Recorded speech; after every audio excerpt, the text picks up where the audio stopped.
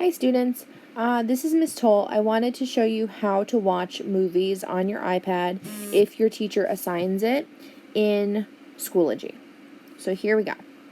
First you're going to go to the self-service app store and you're going to search for Swank, S-W-A-N-K, and Swank Media Player is the one you want to install. So once you've installed that, you're going to go to Schoology, to whichever class your teacher has assigned you to watch a movie in. And you're going to find that assignment, click on the link, and then when this screen comes up, you're actually going to want to go to the export button and open in Safari instead. And this is going to bring you to your login. So my login is Lamoille, Lamoille, password capital U, NION 18. So capital U, lowercase NION, union, 18.